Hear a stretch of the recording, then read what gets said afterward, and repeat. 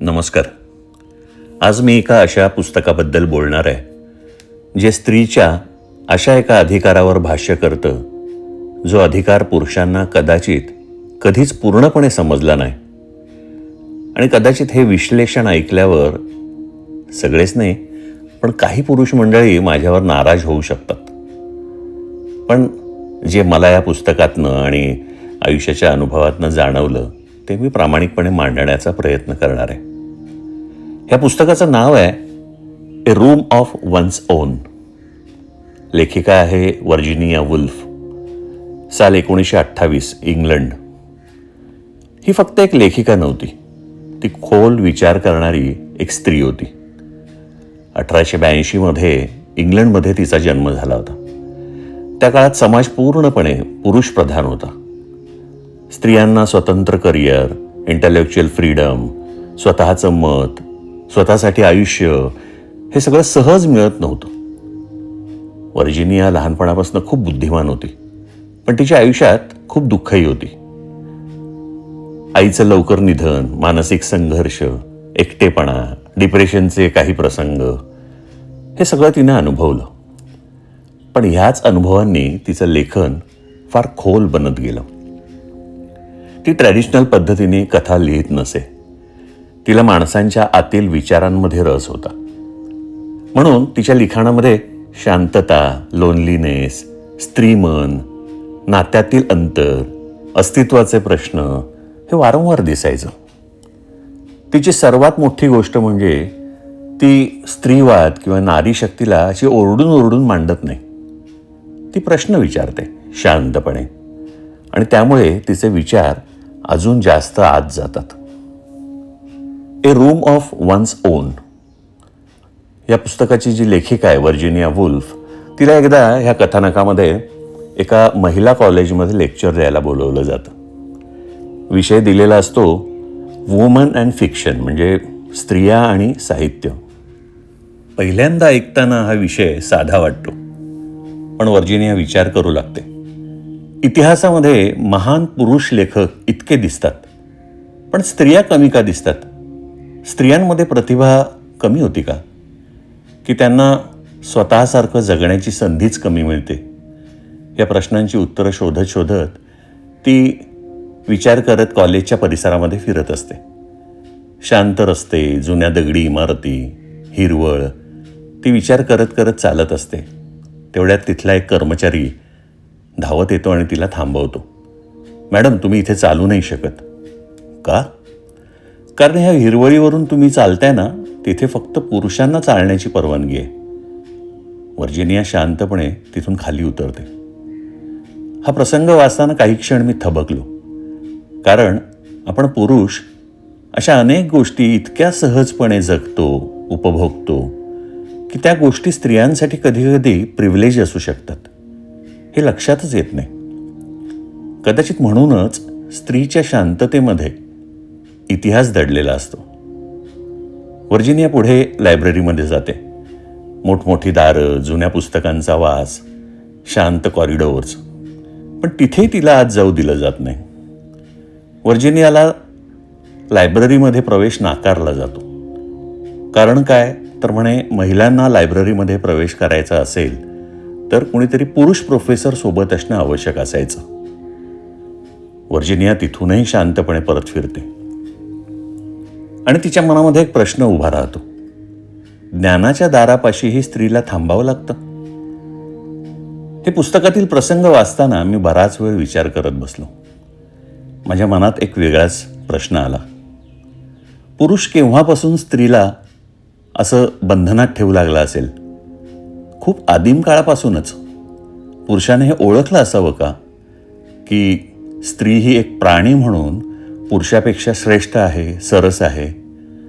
कारण निसर्गाने स्त्रीला जे अंगभूत गुण दिलेले आहेत ते विलक्षण असे आहेत. मी लहान होतो तेव्हा मला स्त्री म्हणजे एकदम दुबळी, लवकर आणि पटकन रडणारी, पुरुषांवर अवलंबून असणारी अशी वाटायची.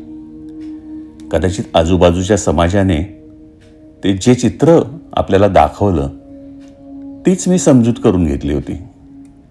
पण जसजसं वय वाढत गेलं, अनुभव वाढत गेले, तसतसं मला स्त्रीची खरी ताकद समजायला लागली. तिच्यातील संयम, सहनशीलता, कणखरपणा, चिकाटी, एकनिष्ठता, तुटूनही पुन्हा उभं राहण्याची क्षमता, हे सगळं खरंच विलक्षण आहे. कधी कधी मला एक विचार सतत त्रास देतो. आदिम पुरुषाला स्त्रीची खरी ताकद खूप आधीच समजली असावी का? कारण निसर्गाने स्त्रीला दिलेली सहनशीलता, भावनिक ताकद आणि जीवन निर्माण करण्याची क्षमता ही साधी गोष्ट नाही आहे. आणि कदाचित म्हणूनच इतिहासभर पुरुषानं स्त्रीभोवती वेगवेगळे नियम उभे केले, मर्यादा आखल्या, चौकटी केल्या. आणि कधीकधी मला वाटतं पुरुषाला स्त्रीची भीती तिच्या कमकुवतपणामुळे नव्हतीच, तर तिच्या ताकदीमुळे असावी. कदाचित म्हणूनच इतिहासभर तिला नियंत्रित करण्याचा प्रयत्न झाला. तिला चौकटी दिल्या गेल्या, मर्यादा दिल्या गेल्या आणि अनेकदा तिचा आवाज येण्याआधीच तिला शांत राहायला शिकवलं गेलं. व्हर्जिनिया वुल्फचं हे पुस्तक वाचताना हा विचार सतत मनात येत राहतो की स्त्रीला फक्त स्वातंत्र्य नाकारलं गेलं नाही, तर तिला स्वतःची जाणीव होण्यापासूनच रोखलं गेलं. त्या दिवशी ती पुरुषांच्या कॅन्टीनमध्ये लंच करते. टेबलावरती पंचपक्वानांचा बुफे स्प्रेड मांडलेला असतो. सूप, अंडी, मासे, मटण, वेगवेगळ्या मिठाया, वाईन्स. तिला त्या वातावरणामध्ये आराम, संपन्नता, आत्मविश्वास जाणवतो. आणि त्यानंतर मग ती महिला कॉलेजमध्ये येते. तिला तिथलं जेवण अगदी साधं आढळतं. व्हर्जिनिया काहीच बोलत नाही, पण तिच्या निरीक्षणातून एक गोष्ट स्पष्ट जाणवते. समाज जिथे पैसा खर्च करतो तिथेच आत्मविश्वास वाढतो. आणि कदाचित स्त्रियांना फक्त अधिकार कमी नव्हते, त्यांना स्वतःवर विश्वास ठेवण्यासाठी लागणारी जागाच कमी होती. व्हर्जिनिया नंतर इतिहासाकडे बघायला लागते. शेक्सपियर, टॉल्स्टॉय, मिल्टॉन, महान पुरुष लेखक. आणि मग ती कल्पना करते, जर शेक्सपियर इतकीच प्रतिभावान त्याची एखादी बहीण असती तर ती सुद्धा कविता लिहू शकली असती का? ती शेक्सपियर एवढी मोठी होऊ शकली असती का? तिने रंगमंचावर जायचं स्वप्न पाहिलं असतं का? पण तिला शिक्षण मिळालं असतं का मुळात? की लहान वयातच लग्न लावून तिची स्वप्न घरातच बंद झाली असती? व्हर्जिनिया पुढे लिहिते, कदाचित इतिहासात महान स्त्रिया कमी नव्हत्या, फक्त त्यांना इतिहास लिहू दिला गेला नाही. हा भाग मला खूप खोल वाटला, कारण आजही अनेक स्त्रिया सगळ्यांसाठी जगतात. घर सांभाळतात, भावना सांभाळतात, नाती सांभाळतात, पण त्यांच्याकडे स्वतःचे विचार ऐकण्यासाठी शांत वेळ असतो का? की त्या इतक्या भूमिका जगतात की स्वतःलाच विसरून जातात. पुस्तक जसं शेवटाकडे जातं आणि मग व्हर्जिनिया त्या लेक्चरमध्ये नेमकं काय बोलते ते समजायला लागतं. ती म्हणते, जर एखाद्या स्त्रीला लिहायचं असेल, स्वतःचा आवाज शोधायचा असेल, स्वतःचं आयुष्य जगायचं असेल, तर तिला 2 गोष्टी लागतात. थोडी आर्थिक स्वतंत्रता आणि ए रूम ऑफ वन्स ओन, म्हणजे जे पुस्तकाचं नाव आहे. स्वतःची अशी एक जागा. आता ही खोली फक्त भिंतींची राहत नाही, ती अस्तित्वाची होते. एक अशी जागा जिथे स्त्रीला सतत कोणासाठी काही बनून राहावं लागत नाही, जिथे ती फक्त स्वतः असू शकते. आणि कदाचित व्हर्जिनिया वुल्फचा खरा मुद्दा हाच होता.